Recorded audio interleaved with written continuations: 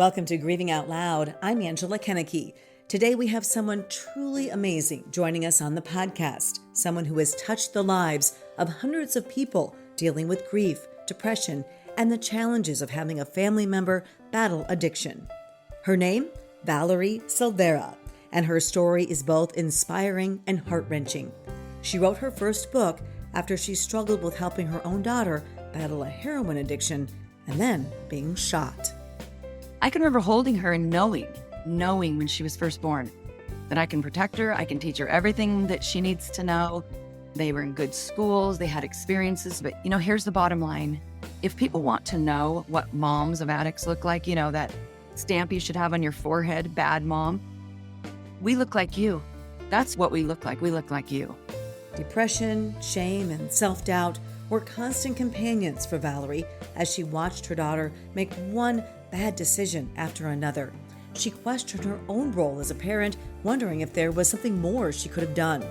It's a struggle that countless parents and caregivers can relate to, the feeling of helplessness and the weight of society's judgment. Then I started thinking about my son, and I thought, this is not right. As good as I am at trying to shield him and pretend and put on a good show and all this, he is losing his first best friend and his only sibling, and he's not going to lose his mom. No. I said, that's not going to be my legacy where, I gave up. And I showed him, and even Jamie, this is what I'm going to show them, that when life gets tough, you give up. No. If I don't teach them what it looks like to stand up in your darkest days, who's going to do that for them? Am I going to hope someone else comes along?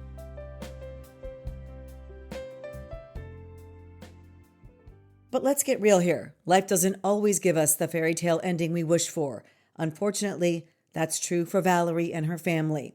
Join us as Valerie's journey takes us through the highs and lows, the triumphs and the heartbreaks, and shows us the immense strength she has discovered within herself during these challenging times. Her story reminds us, even in the face of unimaginable challenges, we can find strength and purpose. So grab a cup of coffee or tea, find a cozy spot, and join us as we dive deep into Valerie's journey. It's an episode filled with raw honesty, heartfelt insights, and a reminder that no matter how difficult life gets, we are all in this together. Well, Valerie, I'd like to welcome you to Grieving Out Loud. Thank you so much for being here. Thank you. It's an honor that you asked me to join you.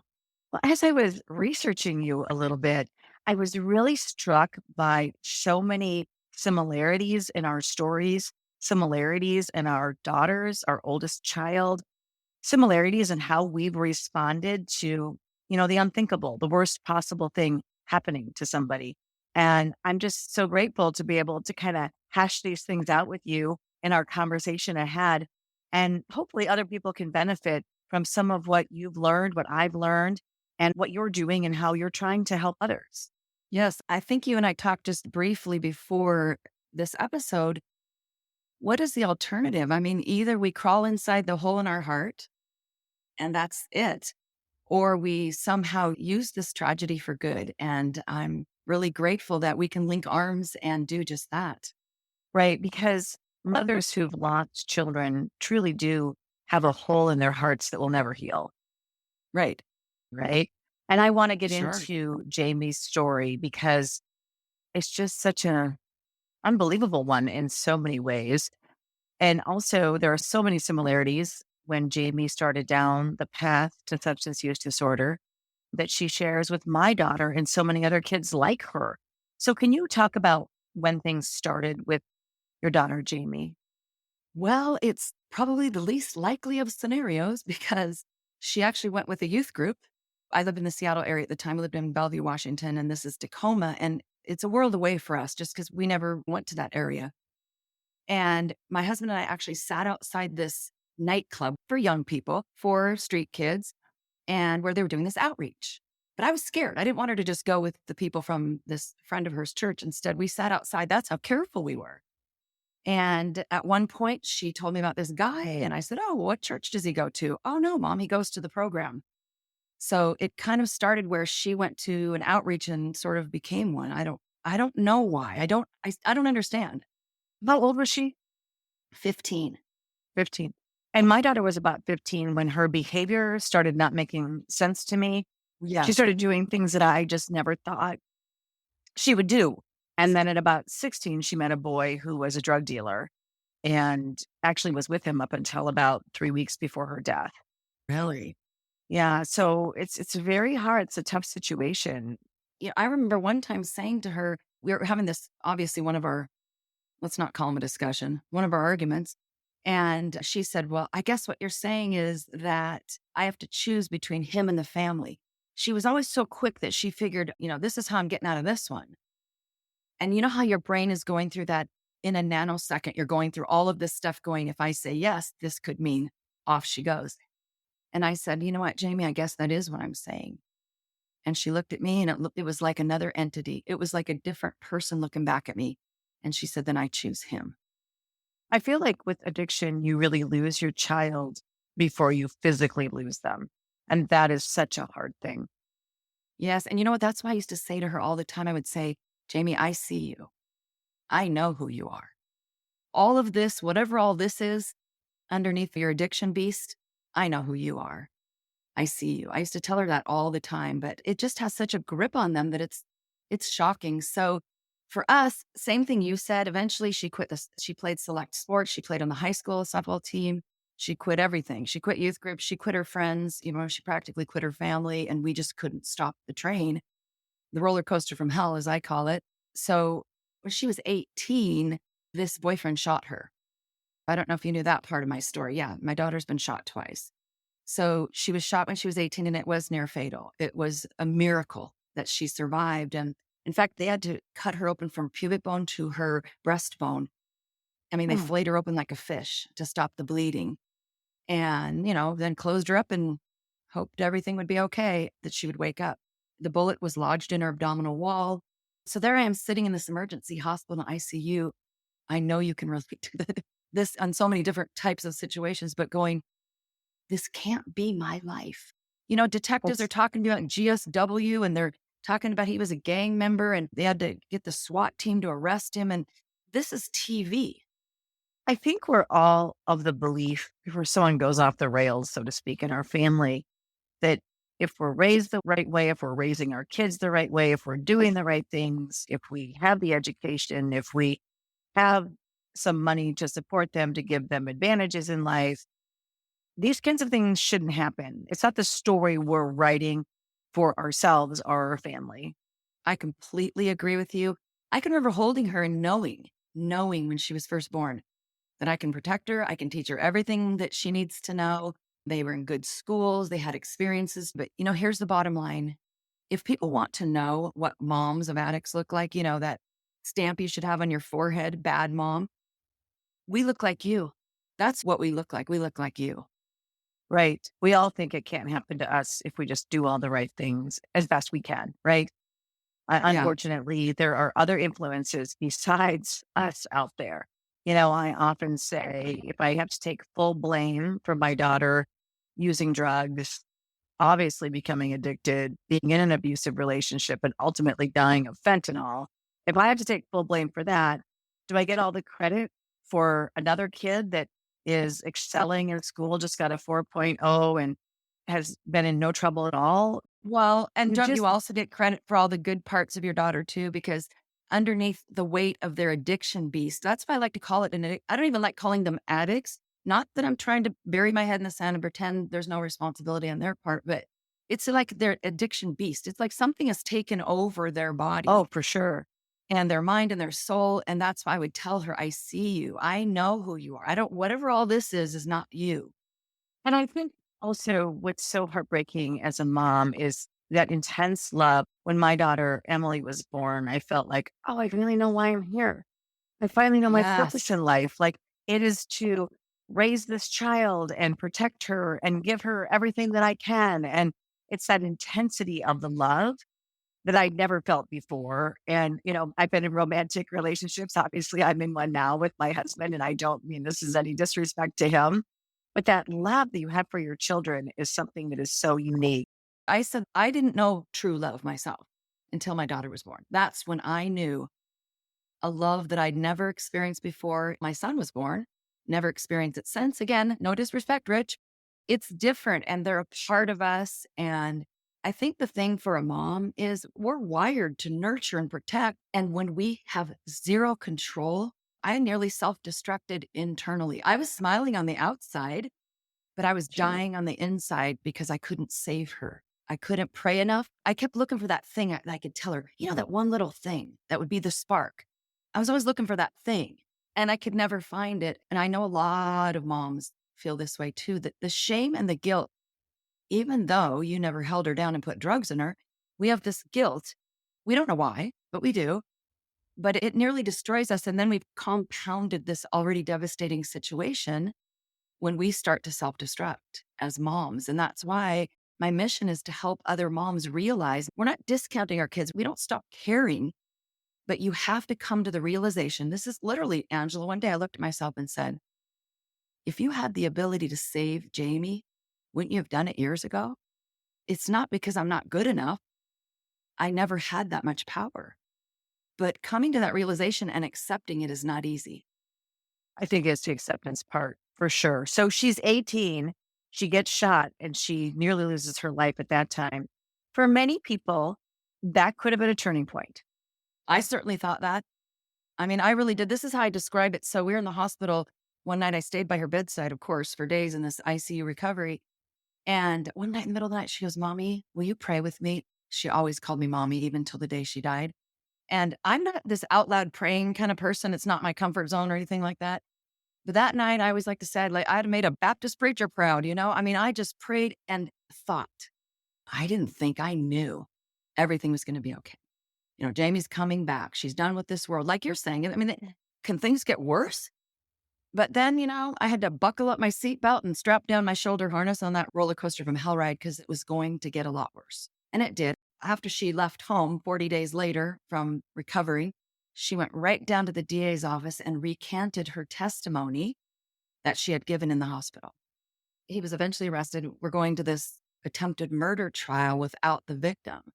So it was a nightmare. What are you thinking, But we found out he had threatened everybody from jail, using his mom as the conduit. And you're living a Jerry Springer episode, essentially.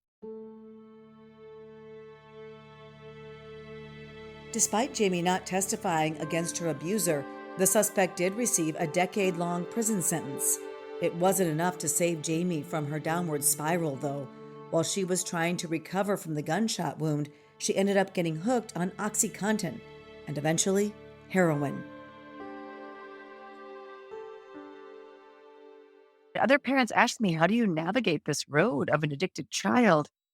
I don't have an easy roadmap for them. No, it's like when I wrote my first book called Still Standing After All the Tears, and a lot of moms really related to that book. But I'm very clear on this. If you're looking for the answer to how to handle your son or daughter's addiction, this isn't the book for you. I'm trying to help you. I don't have, if you had an answer, you'd be a billionaire. And it's different for everybody. So I'm always reluctant to give out too much advice on a specific situation. I don't even really deal with that because I'm not equipped to do that. The first time I spoke to a treatment center and talked about some of her symptoms, some of the things she was doing, they said, "Oh, that's heroin." And they deal with this every day. So they threw it out. They're like, "Oh, this is a loaf of bread." And I could hardly breathe. I mean, how am I going to use the word Jamie and heroin in the same sentence? How is that even going to work? Right. It's so true. And at the time we were growing up, we didn't know people who used heroin. I mean, Oh, no. It was such a scary drug. And you heard of people occasionally overdosing from heroin. Of course, in my daughter's case, the heroin that she used was laced with fentanyl when she died, which I also think is a form of murder. That's a whole nother discussion. This country should be very, very concerned about this. I mean, beyond what it is right now. This is a massive epidemic. I mean, elementary schools, it's everywhere. I mean, it's really scary. But the same thing could have happened to your daughter. However, she was killed in a violent manner, which it just hurts my heart to even ask you about. But we could cover the time in between she was 18 until the time of her death. Oh, let's first, not, because that's the Jerry Springer episode.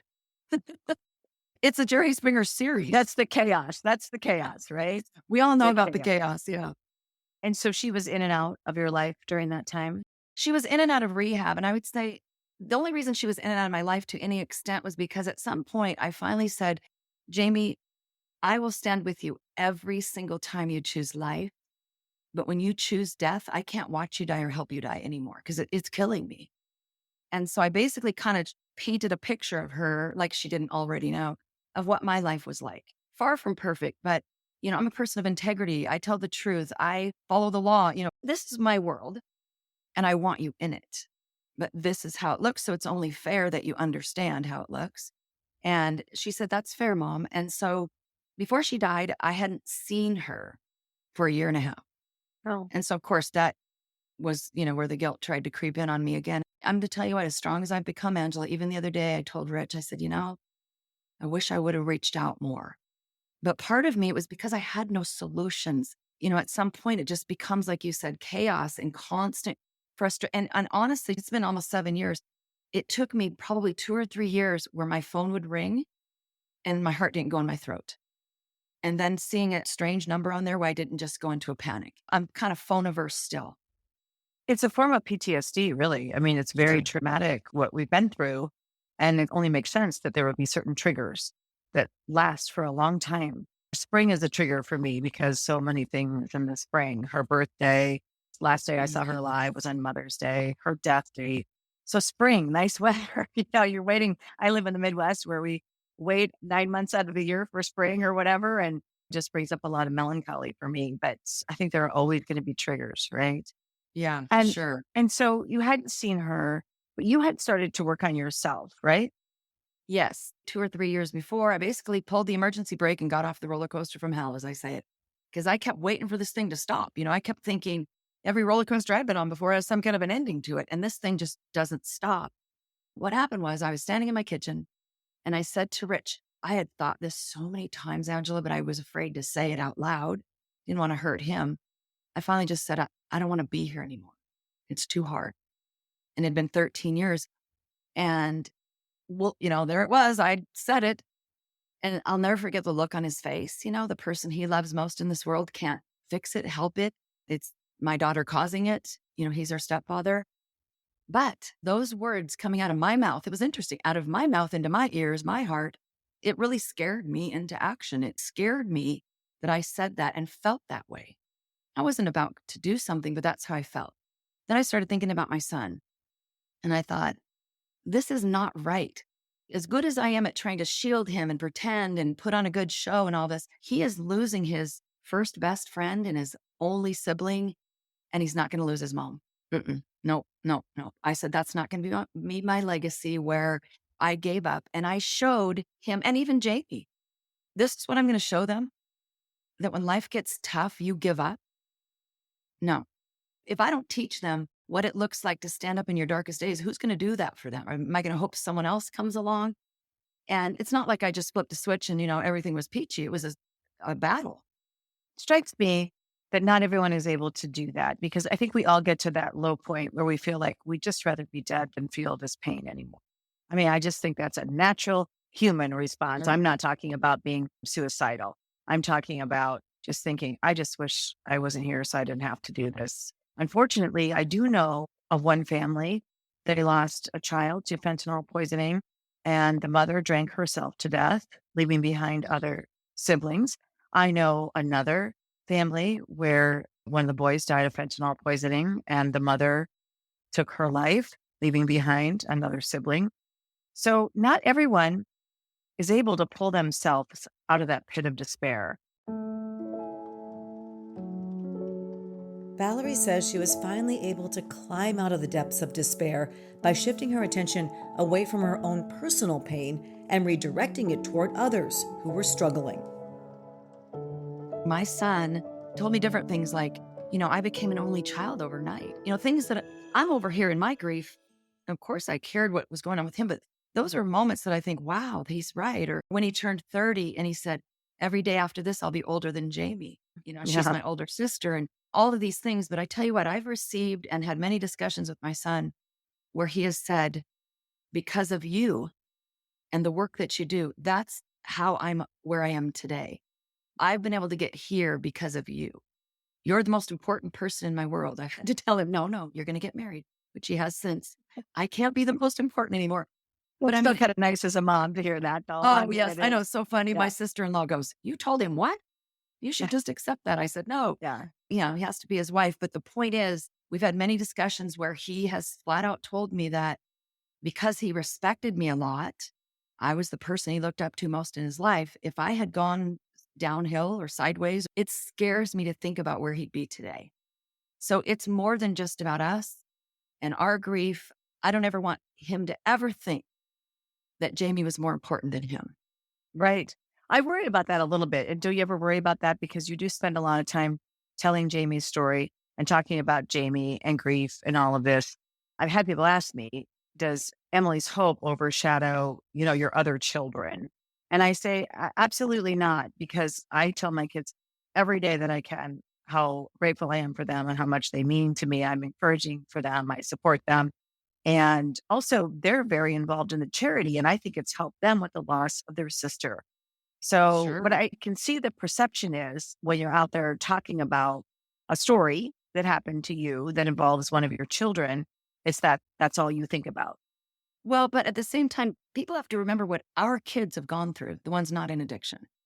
They've been watching what it does to us. They know what it's done to themselves. And I think at some point, I mean, they'd much rather have you out talking about Emily than self destructing and crying in the walk in closet, which is what I did. Sure.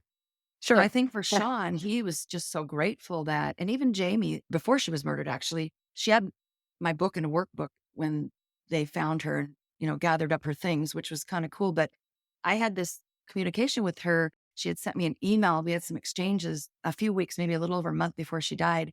And one of the things that really touched me, but I also think is an important message for others, is that she said, "Mommy, I'm so proud of you." And I thought, what a gift for me.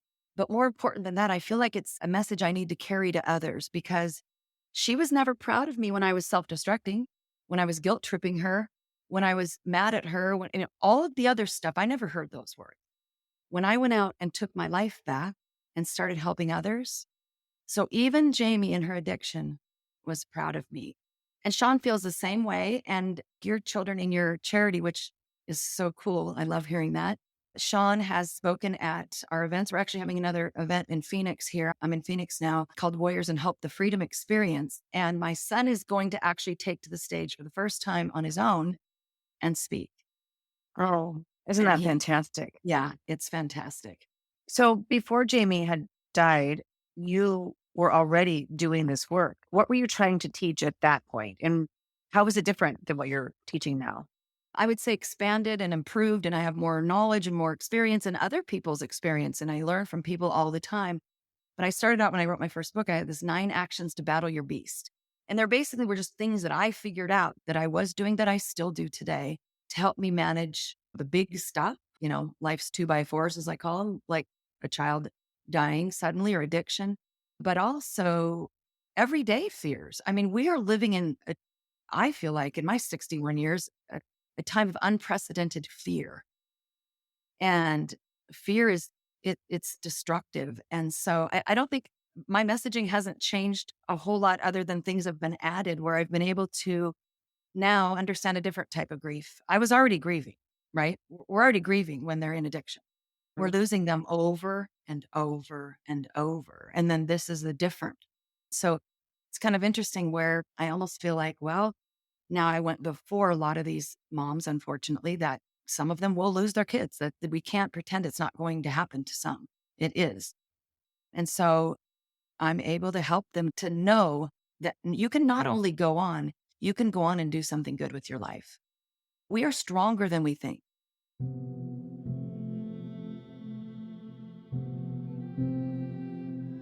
But Valerie's strength was truly put to the test when she got the devastating news no parent ever wants to hear.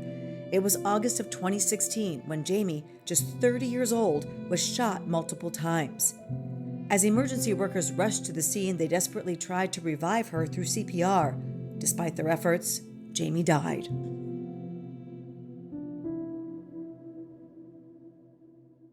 I got that knock on the door that no mom can prepare for. Doesn't matter, 9 actions, 27, doesn't matter, right? You can't prepare I was fully aware that I thought of overdosing. That was, of course, top of mind.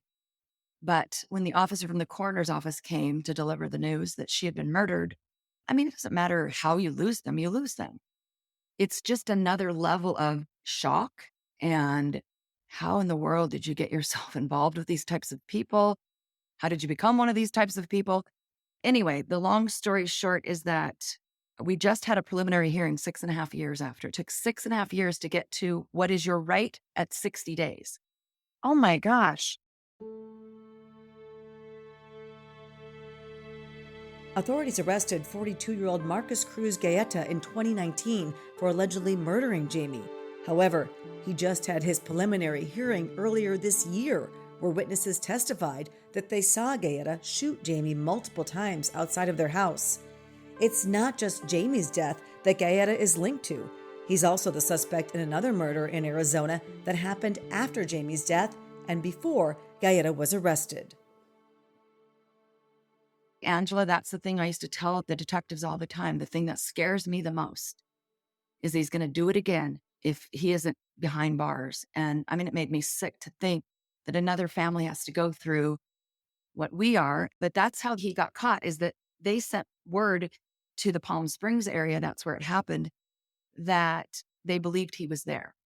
And so they got this whole task force together. I don't know, all these agencies, and they hunted him down for a couple of days and finally got him arrested. And then California, Riverside County decided, okay, let's jump on board since we have him. And they haven't released him to Arizona yet. So it's proceeding. But, for those who don't know, the preliminary hearing is your right as a defendant to have the evidence presented to you within 60 days of your arrest so that, innocent people want this done quickly so they can get out. He waived his right to a speedy trial. He's fired all sorts of attorneys, including himself. In any case, we finally had a preliminary hearing, and I have to tell you that we were brave and we were doing it and everything, but it was brutal because it was an entire day of evidence presenting, including coroner's reports. And they did put 3 witnesses on the record, and they were not the upstanding citizens you would love to have. God forbid you're in this position. But you know what? I got to tell you something, Angela. I don't know when I've ever felt more impressed by 3 little souls who had nothing to gain from this, nothing to gain and everything to lose. They had all been threatened, and they got up there and did the right thing for justice for Jamie and told what they saw. So we all know about the collateral damage of all this stuff we go through. Right. That's one of the things I call collateral beauty, when I have a moment to experience something so incredible and so unexpected. Also a great movie, Will Smith is in it, Collateral Yes. Beauty. Great movie. But I am just astounded because I understand that the defendant has a right to the speedy trial. But the victims in the case, the victims' families, I mean, for this to drag on, for him to not be in custody, for him to commit, it sounds as if at least he's accused of murdering another person following your daughter's murder.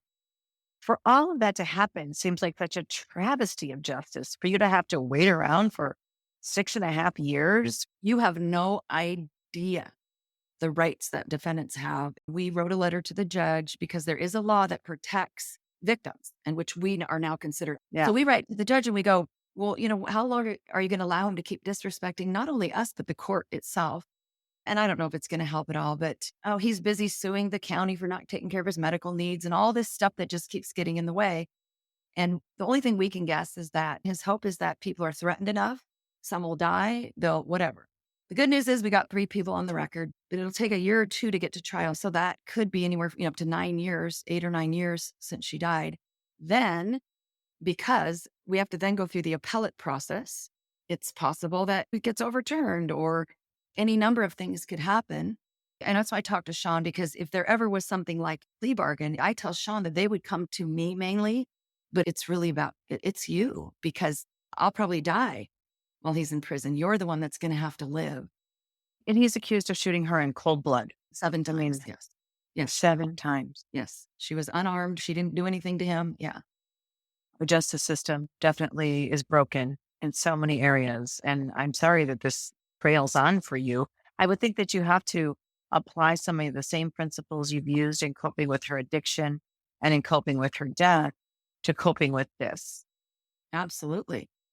I mean, one of the things that sounds crazy until I explain it, one of the things I did early on is I forgave him. Now, here's the deal. Forgiveness and justice are two completely different things. Forgiveness is for me because I do not want him in my head. He blew a hole in my heart. He doesn't get to live in my heart.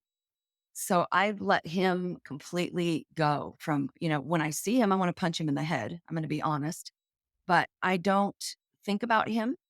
I want him to go to prison for the rest of his life, but I refuse to hold on to anger that will destroy me. So I never would have imagined it. Angela, I used to watch people being interviewed that would say, my son or daughter was killed, but I've forgiven them. And I thought, really? Who are these people? Right? They might be raised by pastors. I don't know. Who are these people? Not me. I'd never Well, forgive them. and forgiveness is really for you. It's really Absolutely. forgiveness is so that anger and bitterness doesn't eat you alive, because it's not hurting the person who perpetrated this horrible thing on to your loved one. In the case of my daughter, I sat through weeks of trials of these drug dealers, and it was very eye-opening for me. But many people who are suffering from substance use disorder, who are even in prison, testified against these guys. They did the right thing. And isn't that amazing? Yes. And these guys went to prison. One is serving 10 years, another is serving 20 years, and one is serving a life sentence. I mean, more than just my daughter died from the fentanyl that they were bringing into I'm our glad they're community. finally prosecuting these people. And this was a federal case. But one thing I would say, I was lucky to see that, because I know so many parents never get justice. Like, it just doesn't happen. No one's arrested. So I guess in my case, I was lucky. It was very difficult to sit through all that. It was very difficult to Sure. hear many things and to have my daughter be accused of certain things that are not true. Oh, the way they painted that, my daughter out was sickening. Yes. right.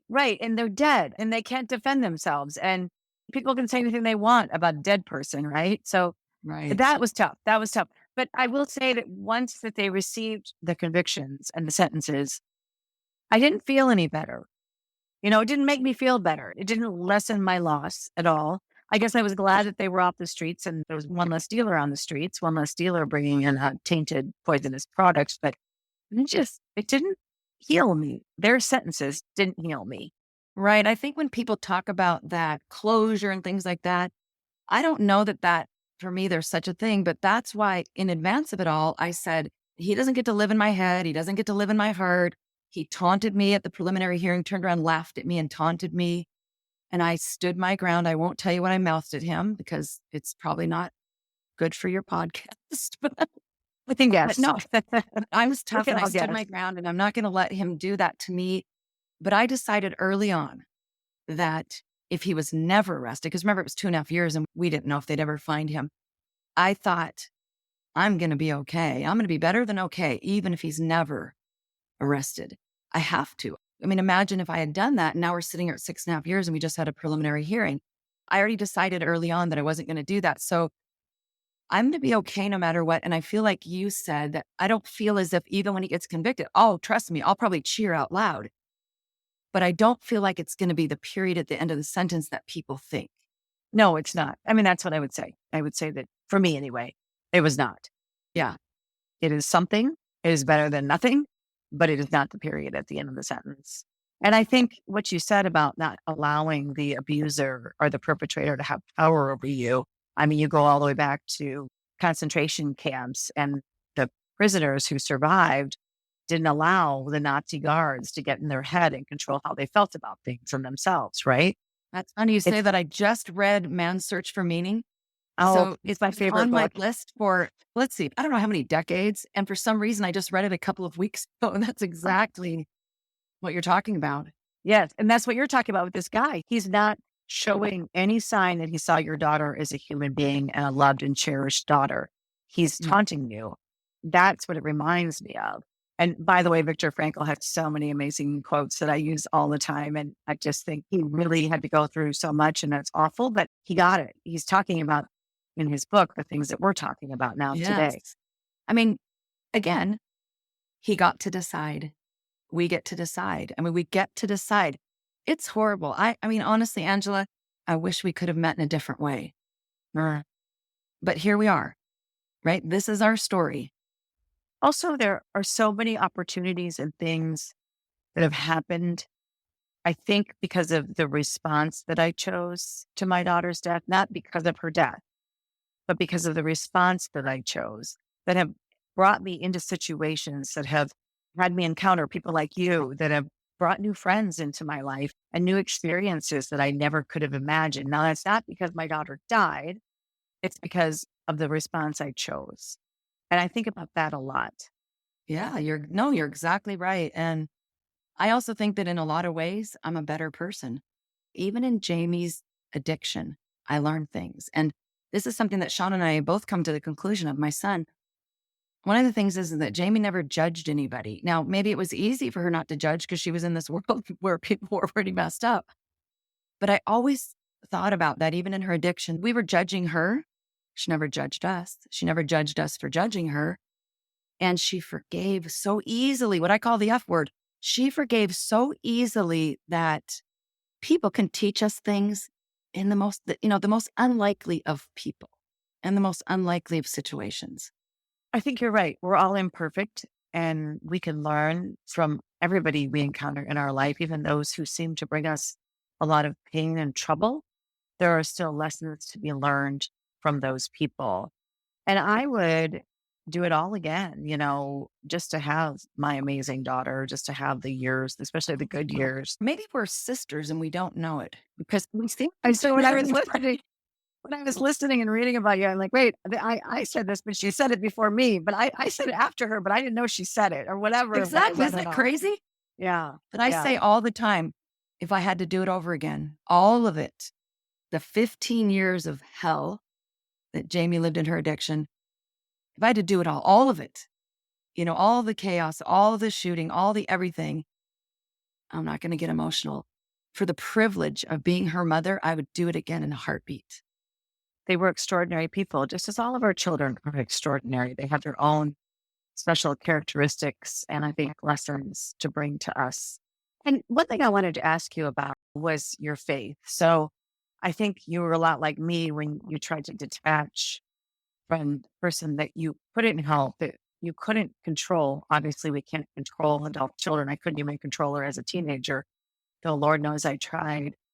All of Yes. the prayers, I prayed and prayed. I would say I prayed. I'm Catholic and I went to Rome and I prayed at St. Peter's Basilica. I prayed at the chapel where the Pope prays. I prayed at the Grave of Saints. I prayed and prayed and prayed. And yet she died. And my prayer was always that she live up to her potential. But then when she died, I felt as if God had let me down, really. I did all the things that I was supposed to do. Went to church. She went to private school, all these things. And I prayed and prayed and prayed. And yet, she died. You don't want to know how I felt when that happened? I felt like it was a middle finger from heaven. That's what I call it. I mean, it wasn't. I don't think God gave me the middle finger, but I'm telling you, Angela, that's how it felt to me. Can you relate to that? I can. Because I prayed for a miracle every morning. I would pray for a miracle and then try to go about my life because I knew it was going to take a miracle. Jamie wasn't really even trying that hard, to be honest with you. And so I thought it would take a miracle. And so I prayed for this miracle every day. But what really got me is that I believed it. And that's faith. I believed he was going to give me the miracle. I do So too. when she was murdered, I screamed at him. I mean, I was screaming at the top of my lungs, that you got this wrong. You screwed up. She could have gone and helped so many people because we had talked about speaking in high schools together. And, times when she was clean, we would talk about the different things that she could do to help people. And I thought, man, you blew this one. This is one he's going to sit back and go, oh, I made a big fat mistake. I don't understand it all. Here's the bottom line. I don't understand it all. I mean, I just read the Bible again, cover to cover. I don't understand God's ways. We're not supposed to. But one thing I got over and over and over from that last reading was we are called to be courageous. So I'm just going to do that. I'm just going to be courageous. The alternative of losing my faith is to say, well, I'll just go it alone and pretend that I have it all together and I understand it all. And I don't.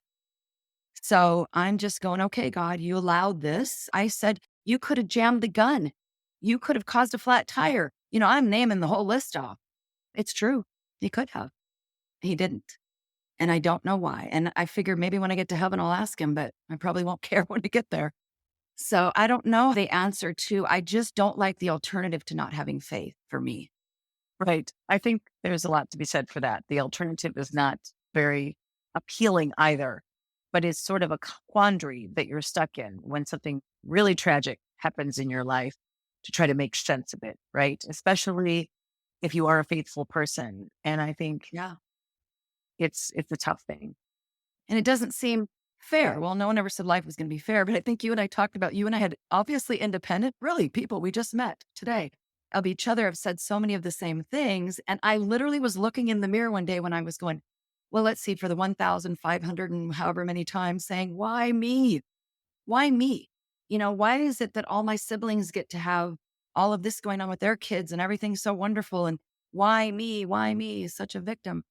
And I literally looked at that woman that was looking back at me and I said, why not you? Why not you? Why not you be the one that shows how to get through this? Have you lost a loved one to overdose or fentanyl poisoning? I'd like to invite you to share their story on our new Emily's Hope Memorial website called More Than Just a Number. They were our children, siblings, cousins, husbands, wives, aunts, uncles, and friends. So much more than just a number. You can submit a memorial today on morethanjustanumber.org. And that's actually one of the first things I said after Emily's death in an interview I did. And I said, instead of asking why me, why not me? And the reason I said it is because I had interviewed so many parents over the years and other people who had had horrific things happen, who had lost children. And I knew I'm no different than these parents. Just because I'm the reporter on the other end of the microphone asking the questions doesn't mean that I'm protected from bad things happening to me, just like it can to so many people, right? No, but I also Um, think you were questioning that because you did so many things right in raising her. And, right. Yeah. that's the other thing we talked about before Yeah. is we try Right. so hard to do so many things right. And we think it should count for something. Yeah. Well, it feels like a waste of time. I feel like, why did I go to all that effort? Why did I shop for slippers at Walmart at midnight when the next day was slipper day? Why did I volunteer in the classroom every single week? Why did I work 2 jobs in order to send her to an expensive summer camp that she wanted to go to? I mean, those are valid questions because it all seems that when all is said and done and they die young, it seems like, what was I doing that for? Yeah, but you know what? I want to say something that I think that you will relate to. It does matter because I've had so many people contact me from many years of Jamie's life in and out of addiction. After she died, so many people contacted me and said, your daughter was the best friend. I don't know how many best friends you can have, but it seemed like she had a lot of them. And they'd say the same things over and over. She thought the world of you.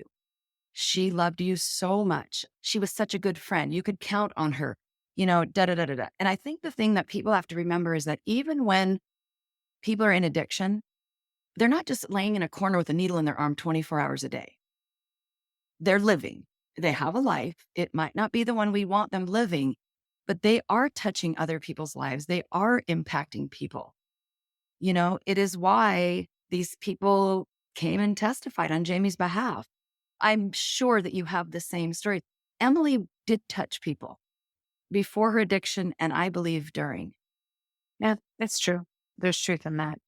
I have heard from a lot of people who knew her throughout her life and thought very highly of her. And she had such a big heart and was so kind and non-judgmental.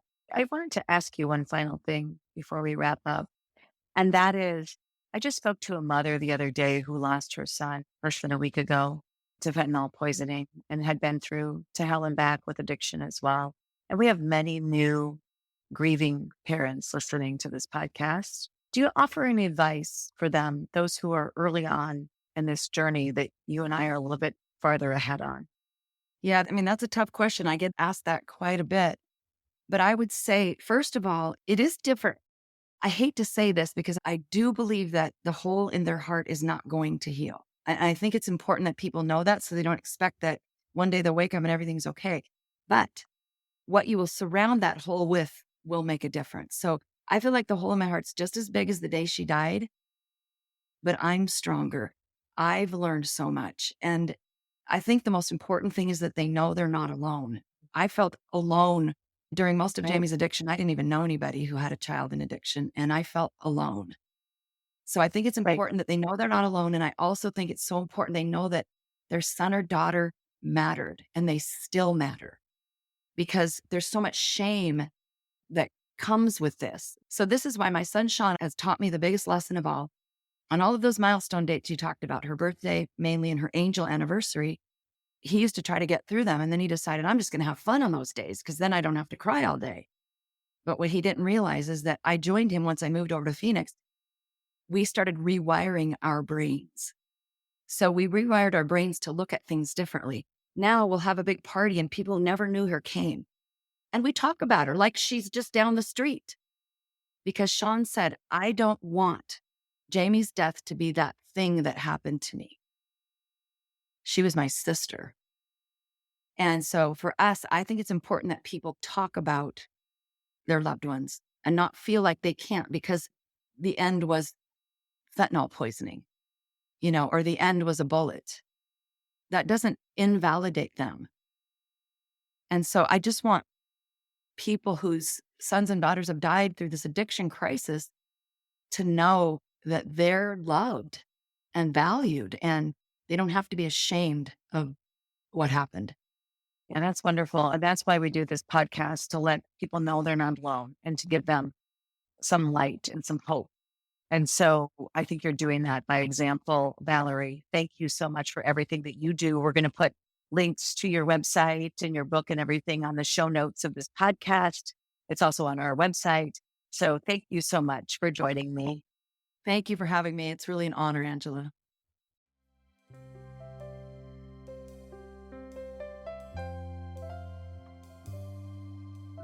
Thank you for taking the time to listen to this episode. We hope you found it helpful. If you did, we'd appreciate you rating it, along with providing a positive review. It helps further our mission to raise awareness about this nation's drug epidemic, reduce stigma associated with substance use disorder, and get more people into treatment, and hopefully avoid the kind of pain that Valerie and I have gone through. Thank you for listening. Until next time, wishing you faith, hope, and courage. This podcast is produced by Casey Wandenberg King and Anna Phi.